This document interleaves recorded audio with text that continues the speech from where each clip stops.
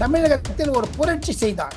Dravidian model என்பதை ஒழித்துவிட்டு ஒரு கசக்கிவிட்டு விஜய் மாடலாக கொண்டு வந்திருக்கிறார். விஜய் இசம் ஒரு புது இசத்தை கொண்டிருக்கார். சோசியலிசம், கேபிட்டலிசம் மாதிரி விஜய் இசம்.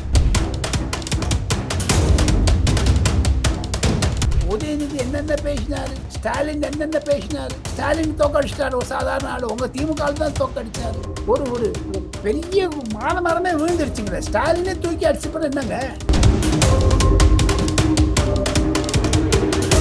விஜய் அவர்களை வர்ணிக்க வேண்டும் என்றால் அவர் ஒரு பிவி நரசிம்மராவ் மாதிரி ஒரு கவர்மெண்ட் நடத்த போறாரு. மைனாரிட்டி கவர்மெண்ட் நடத்த போறாரு. விஸ்வநாத் பிரதாப் சிங் மாதிரி இருப்பாரு. ஆனால் அவர் டாக்டர் மன்மோகன் சிங் அல்ல ஊழல் செய்வதற்கு 2G மேல பண்ண மாட்டார்.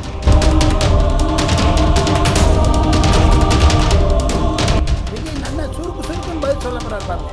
விஜய் அவருடைய அணுகுமுறை புதுசா வந்துட்டாங்க. எல்லா மந்திரிகளும் யாருக்குமே சட்டசபைன்னா தெரியாது, அரசு அமைச்சரவைன்னா தெரியாது, ஊழல்னா தெரியாது.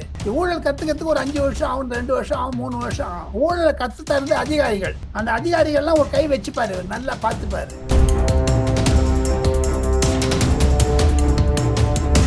கனிமொழி கூட இந்த 10 வருஷம் 15 வருஷத்துல ஆக்டிவா இருப்பாங்களான்னு தெரியலீங்களே. என்ன இருக்கக்கூடிய அந்த கனிமொழி தொகுதியில 6 காரு டிவிக்க வந்துருச்சுங்களே. ஒரு மந்திரி கொடுத்துட்டாங்களே. நீங்க என்ன பண்ணீங்க தமிழ்நாட்டுல?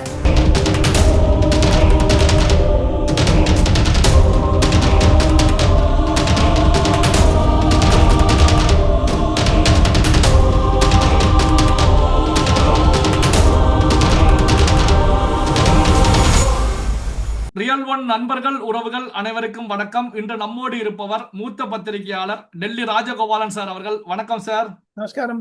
நமஸ்காரம் சிவா சார், இப்போ தமிழகத்தை பொறுத்த வரைக்கும் புதிதாக 23 அமைச்சர்கள் இன்று பதவியேற்றிருக்காங்க. ஏற்கனவே 9 பேர் இருக்காங்க. மொத்தம் 32 அமைச்சர்கள். இதுல பாத்தீங்கன்னா தாவேகாவில இருந்து 8 பட்டியலின சமுதாயத்தை சார்ந்தவர்கள், காங்கிரஸ்ல இருந்து ஒரு ஆள் 7 பேர், விசிகாவுக்கு ஒரு இடம் கொடுக்கப்பட்டிருக்கிறது. யார் அமைச்சர்னு இன்னும் முடிவு செய்யப்படல. சேர்த்தா 8 பேருக்கு கொடுக்கப்பட்டிருக்கு. பெண்களை பொறுத்த வரைக்கும் 4 பேர் இடம் பெற்றிருக்காங்க.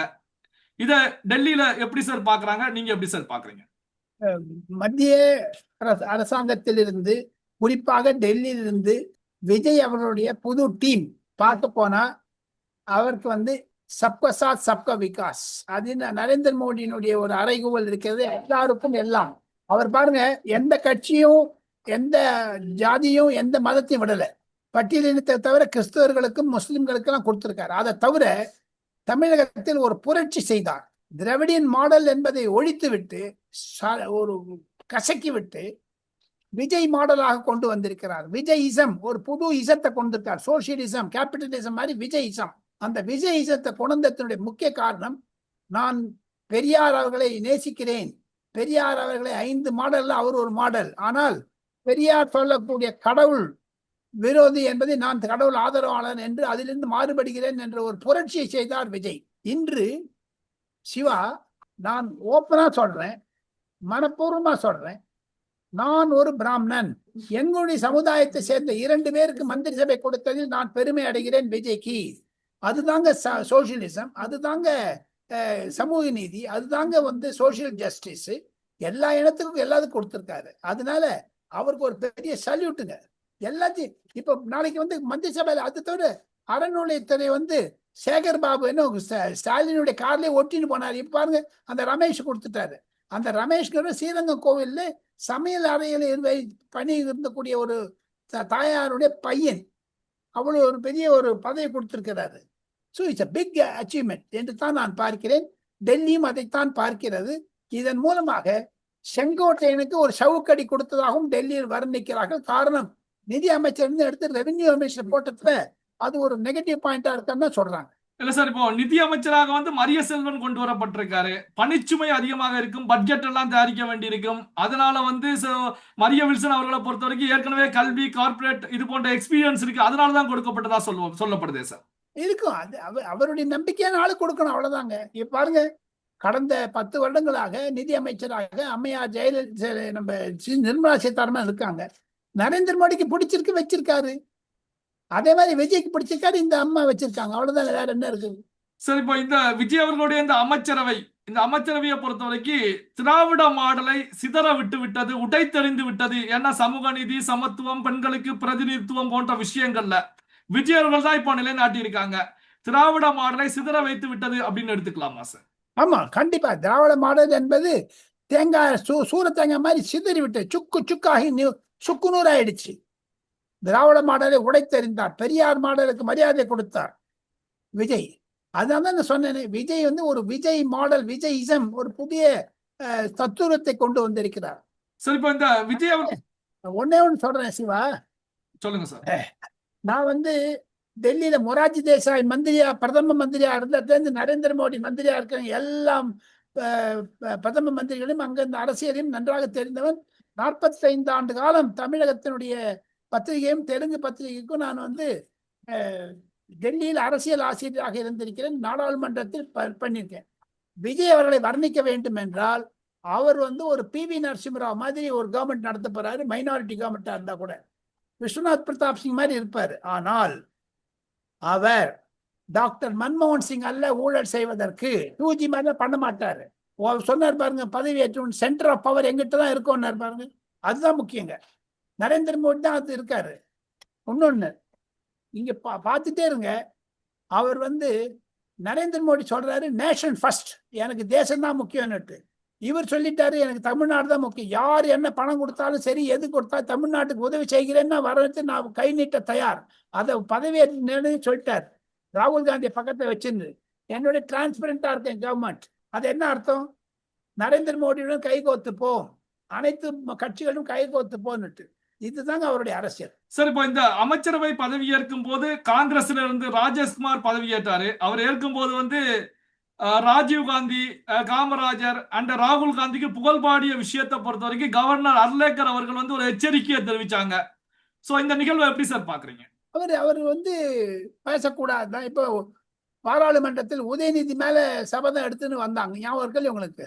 15 எம்பிக்கள் பண்ணாங்க, இன்க்ளூடிங் தயாநிதி மாறன். இப்ப எங்க பண்ண போறாங்க? இப்ப இதே உதயநிதி சப்போர்ட் பண்ணிட்டு விஜய் கிட்ட போய் நிற்பாங்களா இந்த 39 எம்பிங்க, திமுக எம்பிங்க? அந்த மாதிரிதான் இப்ப விஜய் எதிர்க்கே சொல்லிட்டாரு. நீங்க அவ்வளவு சொல்றீங்களே, திருப்பி அந்த வந்தே மாதரம் பாடலை போட்டாங்க. தப்பு என்ன இருக்குதுங்க? மத்திய அரசு தமிழ்நாடு வந்து இந்தியாவில இருக்கா, பாகிஸ்தான்ல இருக்கா, ஸ்ரீலங்கால இருக்கா?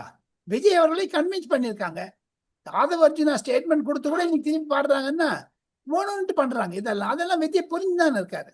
ஆக தாங்கள் கேட்ட கேள்விக்கு ஒரே ஒரு பதில் என்ன என்று கேட்டால், விஜய் அவர்களுக்கு உள் விஷயம் தெரியும். அவர் வந்து காமராஜர் வாழ்க, ராகுல் காந்தி எங்க வந்தாருங்க? இதே காங்கிரஸ் வந்து ஊழல் கட்சின்னு சொன்னாரா இல்லையா? நம்ம விஜய் தீய சக்தின்னு சொன்னாரு. அவங்க காங்கிரஸ் திமுக ஓட்டு வாங்கிட்டு காமராஜர் இப்ப ஸ்டாலின் வாழ்க்கைன்னு சொல்லியிருக்கணும். அவரு ஸ்டாலினா தான் நீ ஓட்டு வாங்கியிருக்க. அந்த ராஜேஷ்குமார் செய்தது தவறு. ஆனா கூட்டணியை உடைச்சிட்டு வெளியே வந்துட்டாங்களே சார், துரோகம் பண்ணிட்டாங்களே திமுக. முதுகுல குத்திட்டாருங்களே, அதான சொல்றது. அவனை போய் காமராஜர் ஆட்சி சொல்லி இப்ப காங்கிரஸ் திருப்பி விஜய் முதுகுல காங்கிரஸ் குத்தலன்னு இப்ப ராஜகோபால் எழுதி வச்சுங்க. விஜய்க்கு ஒரு நாள் வேட்டு வைப்பாங்க, பார்த்துட்டாங்க. விஜய் அப்பதான் உணர்வார் அத்தை. ஏன்னா காங்கிரஸ்காரன் 1975 நான் பார்த்துட்டு இருக்கேன். எவ்வளோ அரசாங்கத்தை பார்த்தாச்சு, எவ்வளோ தலைவர்களை பார்த்தாச்சு. கமலாபதி திரிபாதி, உமாசங்கர் தீக்ஷித், வசந்த் சாத்தே, அப்துல் ரஹ்மான் அந்துலே, அர்ஜுன் சிங், சுந்தர், எத்தனையோ பார்த்தாச்சு. அவங்கெல்லாம் அழுதுட்டாங்க. இப்ப காங்கிரஸ் என்ன கழுது தெரிஞ்சு கட்டணமா போயிடுச்சுங்களே. அதே ராகுல் காந்தி வந்து பிரைம் மினிஸ்டர் வந்து தேச துரோகி, ட்ரைட்டர் அப்படிங்கிறாரு. என்னங்க இது? சார் இப்ப திமுக பொறுத்த வரைக்கும் 2021 ஆட்சியில ஏறும் போது நாங்க தான் வந்து சமூக நீதியை நிலைநாட்டுவோம், பெண்களுடைய பிரதிநிதித்துவத்தை நாங்க தான் கொண்டு வருவோம் அப்படின்னாங்க. ஆனா 2 பெண்களுக்கு தான் அமைச்சரவையில இடம் கொடுத்தாங்க.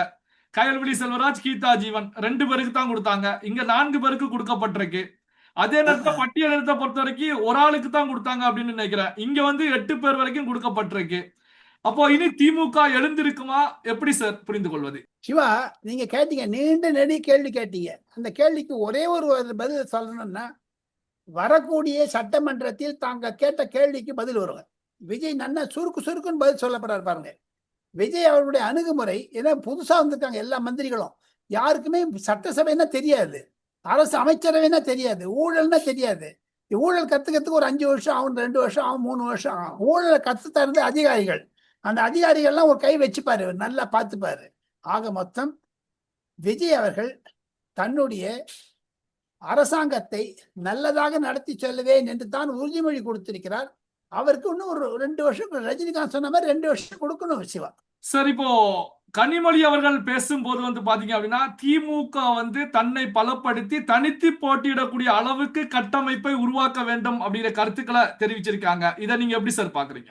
ஒன்னே ஒன்று மாநிலத்தில் மத்திய கூட்டாட்சி மாநிலத்தில் சுயாட்சி நாங்கள் அது எங்க காத்த பறந்து விட்டாங்களா? அந்த கனிமொழி மறந்துட்டாங்களா? இப்போ வந்து அரசாங்கத்தில் இருக்கும்போது ஸ்டாலினே கூட்டாட்சி தான் அமைச்சிருந்தாரு. அதிமுக வந்த 12 பேர் பக்கத்துல வச்சிருந்தாரா இல்லையா? செங்கோட்டையன், சாரி, நம்ம ராஜகண்ணப்பன், நம்ம ஈவன் ரகுபதி கூட அங்கேருந்து வந்தவர் தானே. பாபு சேகர் பாபு கூட அங்கேருந்து வந்தவர் தானே. அப்படி பார்க்க போனீங்கன்னா உனக்கு செந்தில் பாலாஜி எங்கேருந்து வந்தாரு? அதிமுக தானே வந்தாரு.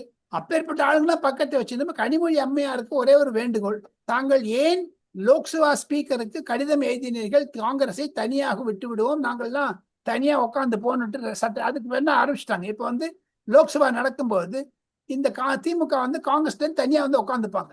ஆக மொத்தம் நீங்க தனித்து போட்டிடுறேன்னு சொல்றீங்களே, இனிமேல் தமிழ்நாட்டில் கூட்டணி ஆட்சி தான் நடக்க போகுதுங்க. எந்த ஆட்சி? இன்னும் விஜய் அவர்களே 15 வருஷத்துக்கு அசைக்க முடியாது. இப்ப இருக்கிற எல்லாரும் போயிடுவாங்க, இன்க்ளூடிங் மீ. அப்புறம் பார்க்க வேண்டியது சின்ன வயசுல எவனா வரானா? கனிமொழி கூட இந்த 10 வருஷம் 15 வருஷத்துல ஆக்டிவா இருப்பாங்களான்னு தெரியலீங்களே. என்ன இருக்கக்கூடிய அந்த கனிமொழி தொகுதியில 6க்கு 6 டிவிக்கு வந்துடுச்சுங்களே, ஒரு மந்திரி கொடுத்துட்டாங்களே. நீங்க என்ன பண்ணீங்க தமிழ்நாட்டுல? இப்போ திமுக எம்பிக்களுக்கும் திமுக எம்எல்ஏக்களுக்கும் ஒரு கஷ்டம். ஒரு திமுக எம்பி இருக்காருன்னு வச்சு தூத்துக்குடியில, அங்க 6 பேரும் டிவி தமிழ் வெற்றி கழகம். என்ன போய் பண்ண போறாங்க? இன்னும் 2 வருஷம் வேஸ்டா தான் இருக்குது. 39 பேருக்கு காங்கிரஸ்காரன் 8 பேர் வந்துருவாங்க. 23 திமுக எம்பிக்கள் இனி என்ன செய்ய போகிறார்கள்? விஜய்க்கு எதிர்த்து பேச முடியாது உங்களுக்கு. உங்க கட்சியில ஆக மொத்தம் அம்மையார் கனிமொழிக்கு பதவி அனுப்பி வச்சாச்சு. உங்களுக்கு துணை முதலமைச்சர் நீங்களும் லோக்சபா ரிசைன் பண்ணிட்டு சட்டசபைக்கு போட்டி போடணும்னு நினைச்சீங்க. நல்ல வேலை போட்டி போடலைன்னா நீங்களும் தோத்து போயிருப்பீங்க. துரைமுருகனே எவ்வளவு ஆயிரக்கணக்கில் ஓட்டுல தோத்து போனாரு. என்னென்ன பேசினாரு? உதயநிதி என்னென்ன பேசினாரு? ஸ்டாலின் என்னென்ன பேசினாரு? ஸ்டாலின் தோக்கடிச்சிட்டாரு ஒரு சாதாரண ஆளு. உங்க திமுக தான் தோக்கடிச்சாரு. ஆக மொத்தம் அப்பெல்லாம் சொல்லி காமிப்பான் பாருங்க. ஒரு ஒரு பெரிய மரமே விழுந்துருச்சுங்களே. ஸ்டாலினே தூக்கி அடிச்சு என்னங்க? எப்படிங்க பொதுமக்கள் நம்புவாங்க இனிமேல்? பல்வேறு முக்கியமான தகவல்கள் செய்திகளை நம்முடைய உறவுகளுடன் பகிர்ந்து கொண்டதற்கு நன்றி சார். தேங்க்யூ.